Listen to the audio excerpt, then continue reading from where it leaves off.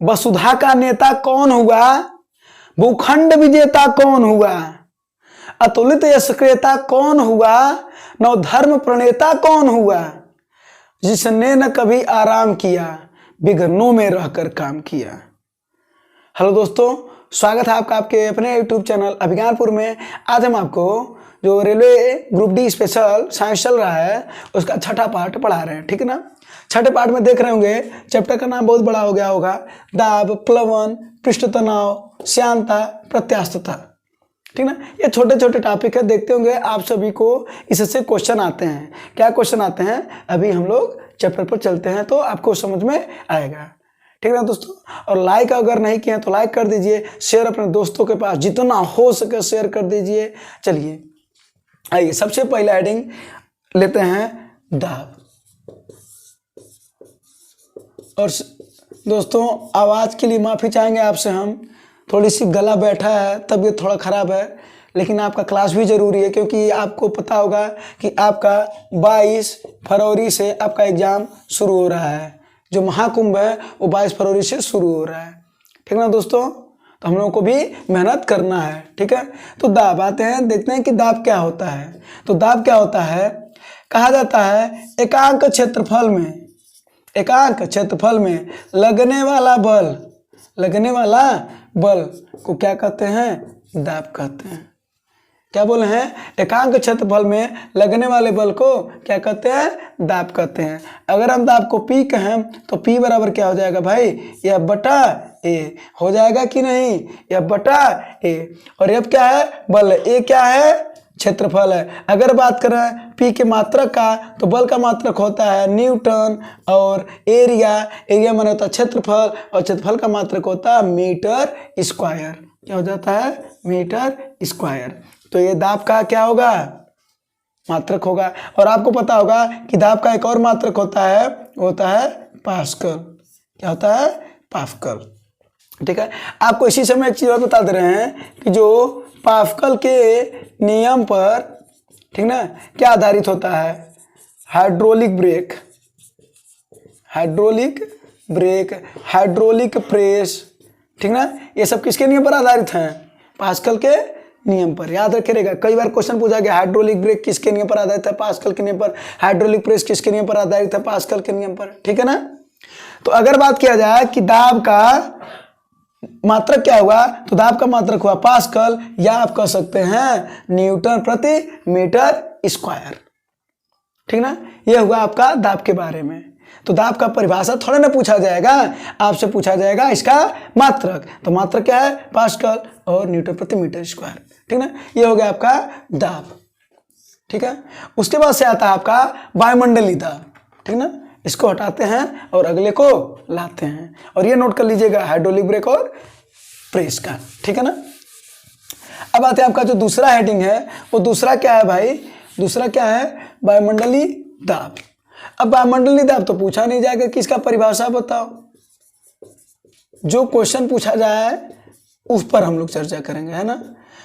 तो जो वायुमंडलीय दाब होता है, इसका अगर बात करें मात्रक का, तो भाई इसका मात्रक होता है बार। क्या होता है? बार। और एक बार में होता है 10⁵ न्यूटन प्रति मीटर क्या स्क्वायर, एक बार में, ठीक है ना। पास्कल भी मात्रक है दाब का, बार भी है, वायुमंडलीय दाब का मात्रक होता है, ठीक है ना। अच्छा, अब ये भी जानते होंगे कि वायुमंडलीय दाब को जो पैमाना है इसका, वो क्या है महाराज जी? बैरोमीटर, ठीक है। तो किसे मापा जाता है? बैरोमीटर से। अब यहाँ पर हम आपको एक चीज बताते हैं, यहाँ पर लिखते हैं एकाएक। क्या लिखते हैं? एकाएक, ठीक ना। एक लिखते हैं धीरे धीरे। गाना सुना है ना, धीरे धीरे से मेरी जिंदगी में आना, और यहां पर भी धीरे धीरे। अगर बैरोमीटर का पाठ्यांक, क्या? बैरोमीटर का पाठ्यांक अगर एकाएक नीचे गिरता है तो क्या होता है? आंधी आएगी। क्या आएगी? आंधी आएगी। अगर धीरे धीरे नीचे गिरता है, कहाँ? धीरे धीरे नीचे गिरता है तो क्या होगा? बरसात का मौसम आएगा, बरसात के मौसम में, तन्हाई के आलम में, ठीक है। और अगर धीरे धीरे ऊपर जाएगा तो क्या होगा, दिन साफ रहने की संभावना, तो दिन साफ रहता है, ठीक है। तो ये भी आप तैयार कर लीजिएगा।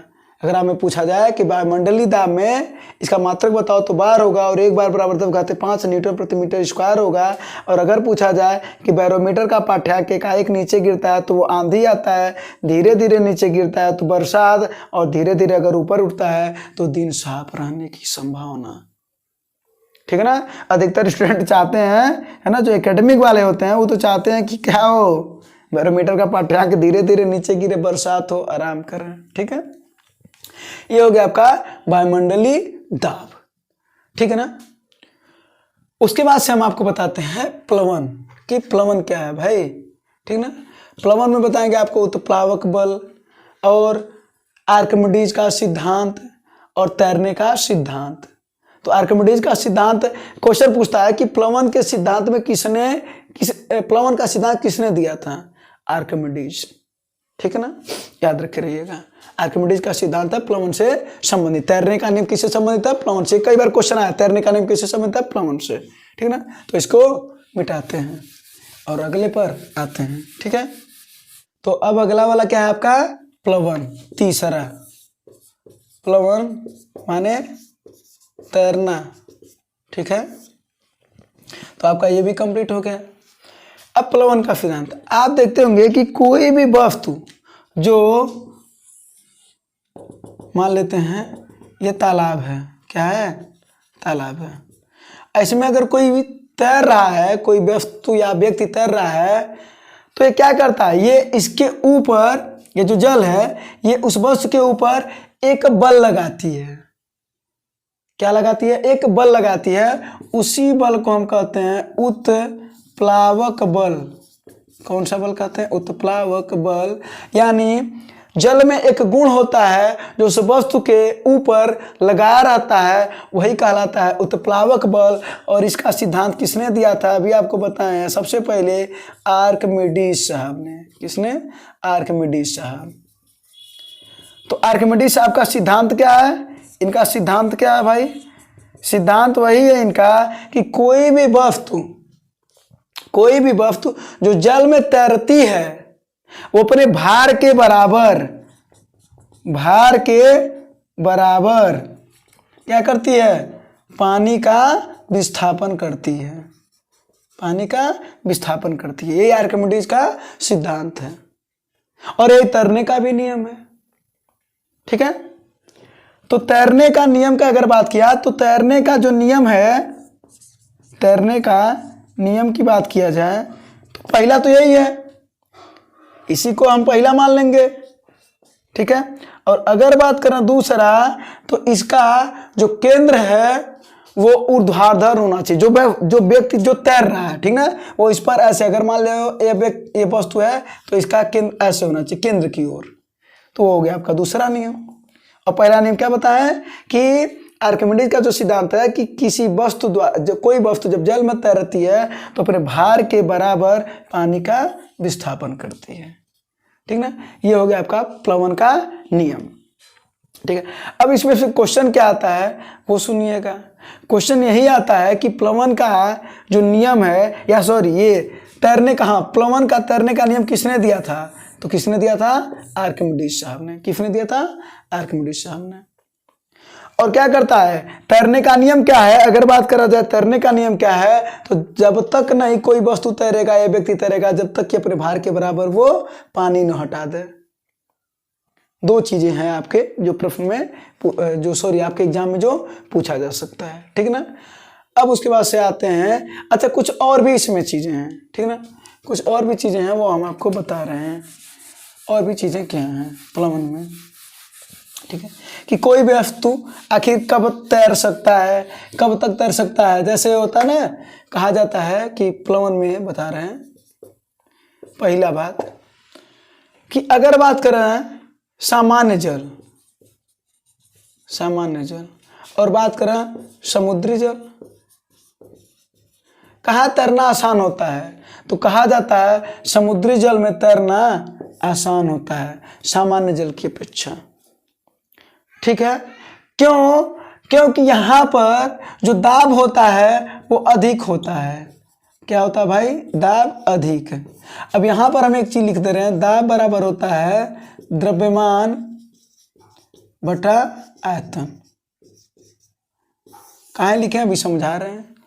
अगर दाब अधिक होगा तो आयतन क्या होगा? कम होगा। और जब आयतन कम होगा हमारा तो हम कम जगह लेंगे, तो पनिया में तैर न लेंगे हम। ठीक है, तो क्या होता है, और यहाँ पर दाब क्या होता है? वो कम होता है। तो जब दाब कम हुआ तो आयतन अधिक हो जाता है। इसी वजह से इसकी तुलना में ये उतना अच्छे से नहीं तैर सकते जितना कि हम समुद्री जल में तैर सकते हैं। ठीक है ना। दूसरा, आप देखते होंगे कि नमक के घोल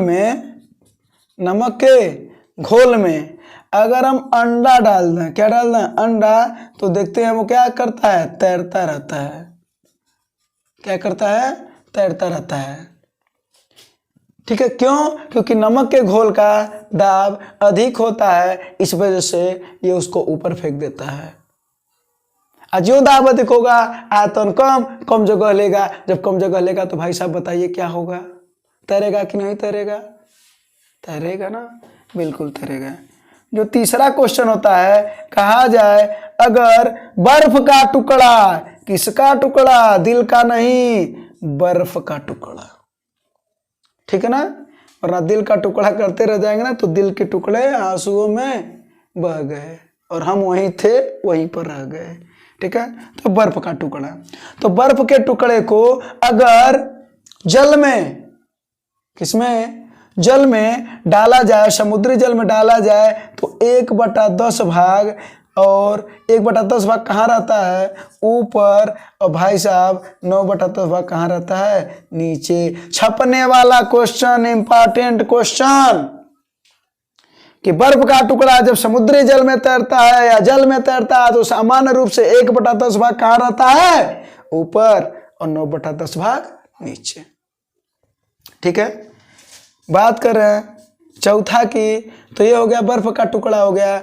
अब इसके बाद से आपको बता दें कि यदि एक क्या है? बर्तन है। क्या है? बर्तन है, और इस बर्तन में भाई साहब जल हो और हो बर्फ, और बर्फ को अगर पिघला दिया जाए, तो जरा बताइए पनिया की सतह ऊपर उठेगी कि नहीं? बिल्कुल नहीं उठेगी। क्या होगा? बिल्कुल नहीं उठेगी। और ये भी छपने वाला क्वेश्चन, इंपॉर्टेंट क्वेश्चन। ठीक है, तो अगर बर्तन में जल रहे और बर्फ क्या हो जाए? पिघल जाए। क्या हो जाए? पिघल जाए। तो जब बर्फवा पिघल जाएगा तब वो इसके जो आयतन में वृद्धि होगी का? नहीं होगी। जलस्तर ऊंचा नहीं होगा। समझ में ना? आपको लगेगा अरे नहीं ऐसा नहीं होगा, जलस्तर ऊंचा हो जाएगा। नहीं, तो ये याद रखे रहिएगा प्लान में, ये एकदम याद रखे रहिएगा। ये 4 पॉइंट है आपके, एकदम याद रखे रहिएगा। ठीक ना, जल्दी में बता देते हैं। सामान्य जल की अपेक्षा समुद्री जल में तैरना आसान होता है क्योंकि दाब अधिक होता है तो आयतन कम हो जाता है। नमक के घोल में अंडा तैरता रहता है क्योंकि दाब अधिक होता है तो आयतन कम हो जाता है। बर्फ के टुकड़े में 1/10 भाग ऊपर रहता है और 9/10 भाग नीचे रहता है। भाई साहब बर्तन में जल और बर्फ अगर डाल दें और बर्फ को पिघाल दें तो आयतन में वृद्धि नहीं होगी। ठीक है, प्लवन भाई साहब खत्म हो गया आपका। अब आते हैं हम घनत्व। तो घनत्व बराबर क्या होता है और अपेक्षिक घनत्व क्या होता है, इस पर हम लोग चर्चा करते हैं। अगला कि घनत्व क्या होता है। ठीक ना, ठीक है, अगला आते हैं घनत्व। और घनत्व से भी क्वेश्चन पूछा जाता है और यहाँ पर तो हमने बता ही दिया और सब पॉइंट को आप लिखते रहिएगा। ठीक है ना, तो अगला जो हेडिंग है वो क्या है भाई साहब? घनत्व। क्या है? घनत्व और आपेक्षिक घनत्व। तो सबसे पहले घनत्व बताएंगे, फिर आपेक्षिक घनत्व बताएंगे। और आपेक्षिक घनत्व से आप सभी को एक क्वेश्चन पूछा जाता है, ठीक ना, अरे 2-3 क्वेश्चन पूछा जाते हैं, इंपॉर्टेंट है, ठीक है ना। तो घनत्व बराबर क्या होता है भाई साहब, घनत्व बराबर होता है द्रव्यमान बटा आयतन, द्रव्यमान बटा आयतन। तो भाई द्रव्यमान का मात्रक होता है किलोग्राम और आयतन का मात्रक होता है मीटर क्यूब। तो घनत्व का मात्रक क्या हुआ, किलोग्राम प्रति मीटर क्यूब, ठीक है, ये घनत्व का मात्रक होता है, ठीक है। अब अगर बात करें कि आपेक्षिक घनत्व, आपेक्षिक घनत्व, अगर बात करें जल का, तो जल का जो आपेक्षिक घनत्व सबसे अधिक किस पर होता है, 4 डिग्री सेंटीग्रेड पर। याद रखिएगा, घनत्व इसका सबसे अधिक जल का कितने डिग्री सेंटीग्रेड पर होता है, 4 डिग्री सेंटीग्रेड, ठीक ना। या आप इसी को कह सकते हैं 39.2 डिग्री फ़ारेनहाइट, ठीक है ना। अब बात करना आपेक्षिक घनत्व, तो आपेक्षिक घनत्व का जो मात्रक अगर पूछता है, कई बार क्वेश्चन पूछा गया इसका मात्रक बताओ, इसका मात्रक बताओ, भाई साहब इसका मात्रक नहीं होता है, आपेक्षिक घनत्व का मात्रक नहीं होता है, ठीक है, आपेक्षिक घनत्व का मात्रक नहीं होता है। और अगर बात करें आपेक्षिक घनत्व को मापा किसे जाता है, इसका पैमाने की बात करें, है ना, अगर आपेक्षिक घनत्व के पैमाने की बात करें तो क्या होता है, घनत्व को देखिए एक चीज बता रहे हैं, एक होता है हाइड्रोमीटर और एक होता है हाइग्रोमीटर। एक से आर्द्रता नापी जाती है और एक से घनत्व नापा जाता है, समझ में आना।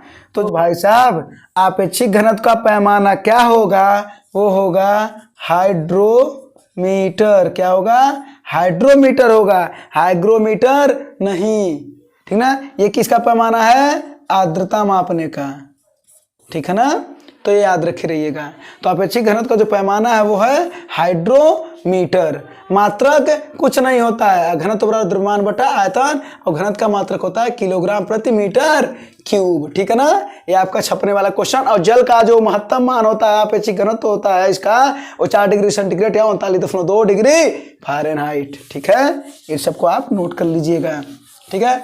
अब बताते हैं हम आपको, घनत्व भी हो गया आपका, अपेक्षिक घनत्व भी हो गया। अब हम आपको बताते हैं पृष्ठ तनाव, क्या बताते हैं, पृष्ठ तनाव। तो 5वां आपका हेडिंग है पृष्ठ तनाव, चौथा आपका कंप्लीट हो गया। अब आते हैं हम लोग पृष्ठ तनाव पर। अब पृष्ठ तनाव क्या होता है भाई, तो पृष्ठ तनाव होता है सरफेस टेंशन, जिसको हम टी से प्रदर्शित करते हैं, और टी बराबर होता है F बटा L। टी बराबर क्या होता है, F बटा L, जहां पर F क्या है, बल, और L का है लंबाई, यानी बल बटा लंबाई, बल बटा लंबाई क्या कहलाती है, तनाव कहलाती है, क्या कहलाती है, तनाव कहलाती है, ठीक है ना। अगर बात करें कि तनाव का मात्रक का, तो भाई साहब F का मात्रक क्या है, न्यूटन, और L का मात्रक क्या है, मीटर, तो न्यूटन प्रति मीटर, ठीक ना। अगर बात करें एक और फार्मूला आपको बताने की, तो T बराबर हो, अच्छा एक चीज हम बताइए, आपको हम बताए थे कि W बराबर क्या होता है, F गुणे S। इसके पहले वाले वीडियो में बताए थे कि कार्य बराबर क्या होता है, बल गुणे विस्थापन, बताते ना कि कार्य बराबर बल गुणे विस्थापन। और यहाँ से अगर हम F का मान निकालना, तो इधर गुणा कर रहा है, इधर क्या करेगा भाग, तो W बटा S हो जाएगा। यहाँ पर वही मान उठा करके झटक दीजिए, पटक दीजिए, तो W बटा S गुणे L। और भाई साहब जरा बताइए, W है कार्य, और कार्य का मात्रक होता है जूल, और S क्या है, विस्थापन, और विस्थापन का मात्रक होता है मीटर, और मीटर गुणे ये भी मीटर, मीटर गुणे मीटर, मीटर स्क्वायर। इसका मतलब हुआ कि जो तनाव का मात्रक होता है वो 2 मात्रक निकल करके आए, एक क्या आया न्यूटन प्रति मीटर, और दूसरा क्या आया, जूल प्रति मीटर स्क्वायर। याद रखे रहिएगा, यही इंपॉर्टेंट है, इससे यही पूछा जाएगा, इसका मात्रक बताओ, मात्रक आप बता लेंगे ना, और बात करें अगर क्या कि इसका परिभाषा की, तो यह बटा यल ही क्या कहलाता है, पृष्ठ तनाव कहलाता है। ठीक है ना। तो आपको फार्मूला भी पता होना चाहिए, ताकि अगर कोई फार्मूला बेस्ड क्वेश्चन आ जाए, रेलवे ग्रुप डी है, बहुत कठिन क्वेश्चन पूछा नहीं जाएगा, फार्मूला बेस्ड क्वेश्चन पूछा जाएगा। बल का मान दे देगा कि बता भाई बल का मान 5 न्यूटन हमने दे दिया, और लंबाई दे दिया हमने 2.5 मीटर, लंबाई दे दी 2.5 मीटर, जरा बता तनाव कितना होगा। अरे महाराज जी 5/2.5 कर देंगे तो कितना आ जाएगा, 2.5 दूना 5, कितना आएगा 2, क्या न्यूटन प्रति मीटर या जूल प्रति मीटर स्क्वायर, क्या तनाव, क्या तनाव। ठीक है ना। तो तनाव, तो ये हो गया आपका 5वां पार्ट कंप्लीट। उसके बाद से हम आपको बताएंगे ससंजक बल और आसंजक बल, इसको आप नोट करते चलिएगा। ठीक है। चलिए अब आपको बताते हैं ससंजक बल में क्वेश्चन क्या आता है और आसंजक बल में क्वेश्चन क्या आता है। ससंजक बल और आसंजक बल, ठीक है ना। तो ससंजक बल और आसंजक बल में आपको बता रहे हैं, अगर एक ही प्रकार के क्या अणुओं के बीच लगने वाला बल भाई साहब क्या कहलाता है, लगने वाला बल ससंजक बल कहलाता है। एक ही प्रकार के अणुओं के बीच लगने वाला बल ससंजक बल कहलाता है। और अगर बात करें भिन्न भिन्न प्रकार के अणुओं के बीच लगने वाला बल को क्या कहते हैं भाई साहब, आसंजक बल। और इसी बल एक वस्तु दूसरे पर चिपकता है भाई साहब, क्या होता है, छेप होता है, चिपकता है। अर्थात जो हमें लिख रहे हैं, जो हम इस पर उतार रहे हैं, ये किस कारण से आपको नजर आ रहा है, तो भाई साहब आसंजक बल। और यही क्वेश्चन पूछा गया था कि जब एक टीचर, एक अध्यापक चाक से बोर्ड पर लिखता है तो उसमें कौन सा बल होता है, तो वो होता है आसंजक बल, और इसी के कारण वो इसमें चिपकता है। और जब एक ही प्रकार के अणुओं के मध्य लगने वाला बल क्या होता है, ससंजक बल। और ये ठोसों में बहुत अधिक होता है भाई साहब, ठोसों में क्या होता है, ये बहुत अधिक होता है। ठीक है ना। इसी वजह से तो इसका आकार निश्चित होता है, और गैसों में बिल्कुल नगण्य होता है। क्या होता है, नगण्य होता है। कहाँ गैस का आकार है, बड़े होंगे ना, गैस का ना आयतन निश्चित ना आकार निश्चित, उसका कोई ठीक ठिकाना ही नहीं है। ठीक है। तो गैसों में ये अधिक होता है। तो याद रखने वाला बात क्या हुआ, याद रखने वाला बात हुआ आसंजक बल और आसंजक बल में क्वेश्चन क्या है, एक वस्तु दूसरे वस्तु पर चिपकती है। अर्थात जब हम ये इस पर लिख रहे हैं, ठीक ना, बोर्ड पर लिख रहे हैं चाक से या मार्कर से, तो ये कौन से बल के कारण, आसंजक बल के कारण। और बात करें ससंजक बल, ठोसों में अधिक होता है। तो ठोसों में क्या अधिक होता है, ससंजक बल। अगर क्वेश्चन ऐसे आ जाए कि ठोसों में लगने वाला बल ससंजक बल, आसंजक बल दोनों नहीं, तो भाई साहब क्या मारेंगे, ससंजक बल। ठीक ना। ठोसों में अधिक होता है, गैस में नगण्य होता है। तो ये हो गया आपका ससंजक बल और आसंजक बल। अब हम आपको बता रहे हैं केशिकत्व क्या होता है, केशिकत्व। ठीक ना, क्या बोले हैं, केशिकत्व। और भाई साहब इसकी परिभाषा भी एक बहुत छोटे से नोट्स बना लीजिएगा। ठीक है ना। और अगर आपको नहीं समझ में आए तो कमेंट बॉक्स में ज़रूर बताइए कि आपको ये परिभाषा नहीं समझ में आई। बिल्कुल हम उसको जब भी रिवीजन क्लास लेंगे उस चीज़ को आपको समझा दिया जाएगा। ठीक है ना। तो भाई साहब आपका हो गया ये 6 ससंजक बल और आसंजक बल। अगला आते हैं, कौन सा हेडिंग हो, केशिकत्व। क्या है, केशिकत्व। ठीक है ना, केशिकत्व और उसका उदाहरण। ठीक है ना। सबसे पहले देखते हैं केशिकत्व क्या है, उदाहरण देख लिया जाएगा। ठीक है ना। एक केफनली होती है। अब आया बात कि ठीक है केशिकत्व तो बताया नहीं, केफनली बता दिए। केफनली क्या होती है, एक बहुत छोटी सी परखनली होती है। अब लीजिए न केशिकत्व बताया ना केफनली बताया, परखनली पर आ गए। परखनली मतलब होता है बहुत छोटा सा एक कांच का बना होता है। इंटर में अगर प्रैक्टिकल किए होंगे तो आप देखे होंगे। ठीक ना। तो एक शीशे का जार होता है, छोटा सा पतला सा। ठीक ना।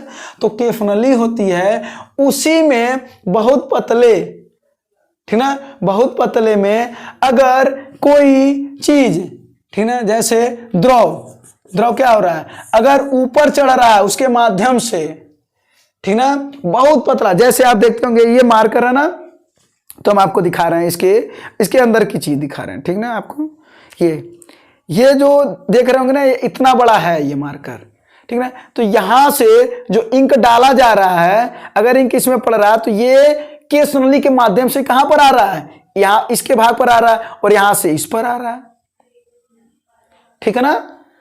यही है केशिकत्व। तो केशिकत्व नहीं पूछा जाएगा, ठीक ना, ये तो हम आपको बताए हैं कि ये है केशिकत्व, ठीक ना। अब पूछा क्या जाएगा वो हम आपको बता रहे हैं। अब आप समझ गए होंगे कि अब पूछा क्या जाएगा। अब बता रहे हैं हम आपको उदाहरण, जैसे आप देखे होंगे, जैसे यही हो गया, ये भी एक उसका उदाहरण है, ठीक है ना। अगला उदाहरण में क्या लेते हैं, जैसे देखे होंगे लैंप की बत्ती देखते ना, उसमें जो मिट्टी का तेल होता है वो क्या होता है, धीरे धीरे धीरे उसके माध्यम से क्या होता है, ऊपर चढ़ता है मिट्टी का तेल और वो उसमें आग जल जाता है। तो लैंप की बत्ती हो गया किसका, केशिकत्व का उदाहरण। दूसरा हो गया, एक हो गया लैंप की बत्ती, दूसरा हो गया जो पेड़ व पौधे देखते होंगे जल लेते हैं ना, भौम जल, जो भूमि का जल होता है वो उसको सोखते हैं, ठीक ना, वो लेते हैं जड़ों में, तो वो भी क्या हो गया, किसका उदाहरण है, केशिकत्व का उदाहरण है। इसका मतलब जल को ऊपर खींचना या नीचे खींचना एक केशिकत्व का गुण होता है, वही तो आपको बताया ना। तीसरा बात करें तो आप देखते होंगे कि जो किसान होता है वो अपने खेत को जोत देता है, क्या करता है, जोत देता है। जितने लोग किसान हैं वो सब लोगों को पता होगा, ठीक ना, और जितने लोग किसान है भाई है ना, उनको बड़े अच्छे से पता होगा। जानते हैं पहले क्या होता था कि, एक बात हम आपको बता रहे हैं कि हम लोग जब खेत पर जाते थे तो हमारे बाबा खेत को जोत देते थे, तो हम उनसे पूछते थे कि खेत को आप जब जोत दे रहे हैं तो ये तो मिट्टी ऊपर आ जाएगा, तो सूख जाएगा ना धूप लगने से। तो हमें यह पता था कि जब मिट्टी सूख जाएगा तो क्या नमी कहाँ रहेगी, और वो कहते थे कि जब तक जुताई नहीं होगा तब तक नमी नहीं रहेगी। तो हमें समझ में नहीं आता था कि क्या रीजन ऐसा है। वो बाद में समझ में आया कि जब किसान अपने खेत क्यों जोतते हैं, क्योंकि जो केश नलियां बनी रहती हैं वो टूट जाए, तो जब टूट करके वो नीचे का नीचे रह जाएगा और ऊपर आ जाएगा तो नीचे भविष्य में हमेशा जो नमी है वो बनी रहेगी। तो हमें बाद में समझ में आया किसके माध्यम से, विज्ञान के माध्यम से। तो विज्ञान बहुत जरूरी है, ठीक ना। तो ये भी उदाहरण है केशिकत्व का, ठीक ना भाई। तो ये हो गया आपके कुछ एग्जाम्पल, ठीक ना, केशिकत्व का परिभाषा बता दी और आपका एग्जाम्पल बता दिए, ठीक ना। अब आते हैं अगली हेडिंग पर, श्यानता क्या होती है, ठीक ना, और बर्नौली प्रमेय। बर्नौली प्रमेय आप जानते होंगे आदर्श गैस के लिए है, ठीक ना, हाँ वो क्या है, आदर्श गैस के लिए। तो जो आपका 8वां है वो क्या है, श्यानता, और इसी में आपको बताएंगे अभी बर्नौली का प्रमेय, ठीक ना। तो श्यानता क्या होती है, यह द्रव व गैसों के परतों के मध्य, मान लीजिए जैसे ये है, देखिए ये द्रव है, ठीक है ना, तो इसकी जो एक परत है ना, एक परत इसको मान लीजिए, एक परत इसको मान लीजिए, ठीक है। तो द्रव व गैसों के परतों के मध्य जो विरोध करने वाला एक बल होता है, विरोध करने वाला एक घर्षण बल लिख सकते हैं। विरोध करने वाला कौन सा है, घर्षण बल। क्या बोले हैं, दो द्रव और गैसों के संपर्क तलों के मध्य एक घर्षण बल होता है, उसी बल को हम क्या कहते हैं, श्यानता कहते हैं, ठीक है। और एक चीज बता दे रहे हैं आपको, एकदम नोट करके लिखिएगा, जो इसमें से आएगा परिभाषा नहीं आएगा, लेकिन क्या आएगा कि जो श्यानता होती है वो द्रव और गैसों का गुण है, ठोस का नहीं, ठीक है ना। ये ठोस का गुण नहीं है, ठोस में तो घर्षण बल कार्य करता है ना, वो बताया था ना आपको, घर्षण बल, दो संपर्क तलों के बीच लगने वाले आकर्षण बल को घर्षण बल कहते हैं। वैसे ही अगर उनके बीच द्रव और गैसों की बात किया जाए तो उसमें कौन सा बल लगता है, श्यान बल, ठीक है ना। और वही गुण क्या कहलाता है, श्यानता कहलाती है। श्यान लगने का जो गुण है, श्यान बल लगने का गुण है, क्या कहलाती है, श्यानता कहलाती है, ठीक है ना। और एक चीज हम आपको और बता दे रहे हैं कि जो श्यानता होती है, ठीक है ना, ये इनके बीच आसंजक जो सॉरी ससंजक, ससंजक बलों का गुण है ये।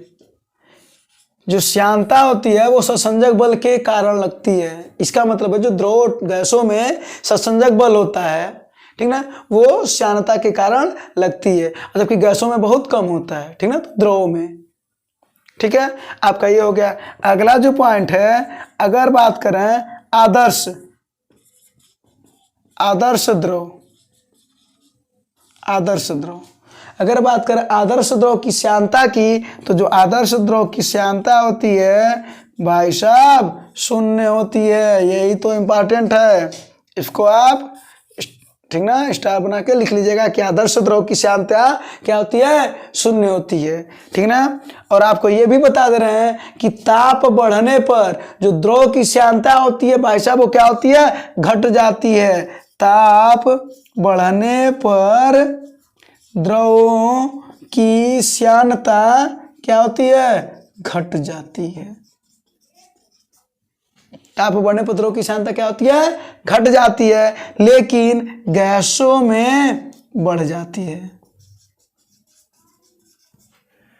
तो याद रखे रहेगा, ताप बढ़ने पर जो द्रव की श्यानता होती है वो घट जाती है, इन गैसों में बढ़ जाती है। ठीक है, ये हो गया।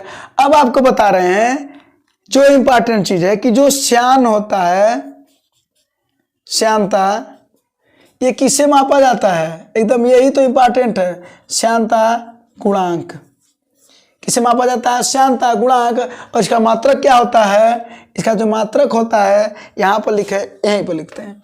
इसका जो मात्रक होता है वो होता है डेका पॉइज, या इसी को कहते हैं पॉइजली। क्या कहते हैं, पॉइजली, या इसी को कहते हैं पास्कल सेकेंड, पास। ठीक है, तो भाई साहब यही इंपॉर्टेंट है। और इसे श्यानता को नीटा, इसको क्या बोलते हैं, नीटा, इससे प्रदर्शित करते हैं। ठीक है ना। तो इंपॉर्टेंट क्या है, वो यही है कि श्यानता किससे नापी जाती है, श्यानता गुणांक द्वारा नापी जाती है। इसका मात्रक होता है डेका पॉइज या पॉइजली या पास्कल सेकंड, जिसे पास बोला जाता है, और इसे नीटा से प्रदर्शित करते हैं। ठीक है, ये हो गया आपका श्यानता।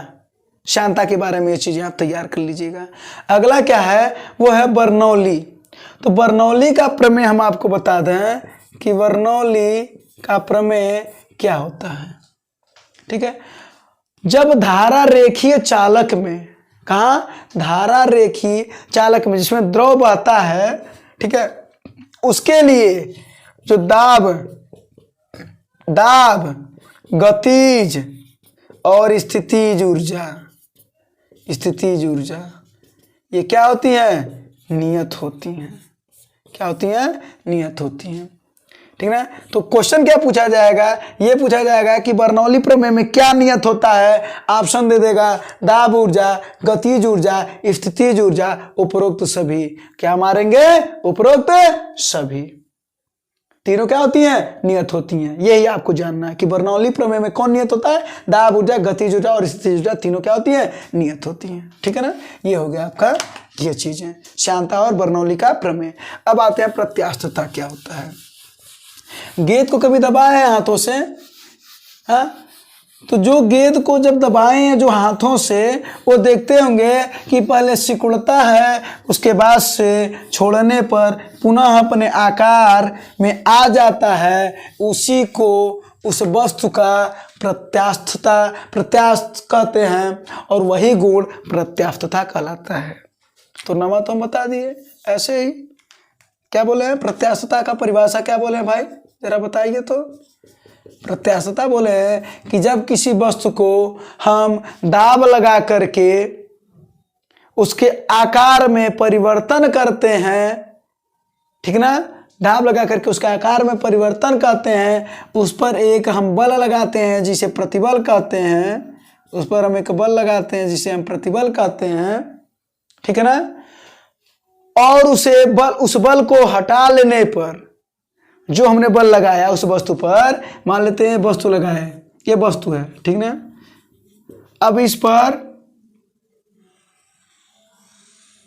यहाँ से हम बल लगाए, यहाँ से क्या लगाए, बल, तो देखिए दब गया ना। और फिर जब बल हम लगाए और फिर जब बल हटा लिए, बल क्या कर रहे हैं, हटा लें, तो ये पुनः अपने जैसा आ जाए वो वस्तु। ठीक है, तो इसी को क्या कहते हैं, प्रत्यास्थ, और उसी गुण को प्रत्यास्थता कहते हैं। ठीक है, तो हो गया आपका प्रत्यास्थता। और हुक का नियम, तो हुक के नियम में हम आपको बता रहे हैं, प्रत्यास्थता हो गया ना, ये होता है प्रत्यास्थता। और हुक का नियम क्या है, तो भाई साहब हुक का नियम है आपको कि जो प्रतिबल होता है वो विकृति के समानुपाती होता है। जो प्रतिबल होता है वो विकृति के समानुपाती होता है। ठीक है, तो अगर हम समानुपाती को हटाएंगे तो क्या हो जाएगा, प्रतिबल बराबर ई गुणे विकृति। तो ई बराबर क्या हो जाएगा, प्रतिबल बटे विकृति। विकृति समझ रहे हैं क्या है, ये जो है ये बल लगा रहे हैं उस पर और फिर वापस आ जा रहा है, वो प्रतिबल है। और जो विकृति है, जो इसमें परिवर्तन नहीं देख रहे हुआ है, टेढ़ा हो गया है, तो ये क्या उसकी विकृति। और ये क्या है, ये है प्रत्यास्थता गुणांक। क्वेश्चन तो यह पूछा है कि ई किसे प्रदर्शित करते हैं, तो ई एनर्जी नहीं है यहाँ पर, प्रतिबल बटे विकृति में, ये क्या है, प्रत्यास्थता गुणांक है। ठीक है, तो यही हुक का नियम है। तो हुक का नियम क्या है कि प्रतिबल विकृति के समानुपाती होता है। ठीक है दोस्तों, और बात कर रहे हैं प्रत्यास्थता गुणांक, तो ये भिन्न भिन्न पदार्थों के लिए भिन्न भिन्न होता है, अलग अलग होता है, इसका मान अलग अलग आता है। ठीक है ना। अब देखिए अगर बात करें इसके मात्रक की, प्रत्यास्थता गुणांक के मात्रक की, याद नहीं करना है भाई साहब, सुनिएगा। प्रतिबल माने एक प्रकार का बल, तो बल का मात्रक क्या हुआ, न्यूटन। विकृति किस में परिवर्तन हो रहा है, इसके क्षेत्रफल में ही ना, इसके क्षेत्रफल में ही तो परिवर्तन हो रहा है ना, तो क्षेत्रफल का मात्रक क्या होता है, मीटर स्क्वायर। तो मात्रक क्या आया, न्यूटन प्रति मीटर स्क्वायर। किसका मात्रक, प्रतिबल का नहीं, प्रत्यास्थता गुणांक ना, यही प्रत्यास्थता गुणांक का मात्रक है न्यूटन प्रति मीटर स्क्वायर। ये आपका हो गया हुक का नियम। ठीक है दोस्तों, उम्मीद करता हूं आप सभी को ये सब चीज़ें समझ में आया होगा। और अगर समझ में आया हो तो लाइक ज़रूर करके जाइएगा, कमेंट ज़रूर करिएगा कमेंट बॉक्स में आपको कैसा लग रहा है, ताकि हम चीज़ों को और परिवर्तन कर पाएँ, आपके सामने और बेहतर तरीके से ला पाएँ। ठीक है ना दोस्तों, मिलते हैं नेक्स्ट सेशन में। धन्यवाद, जय हिंद।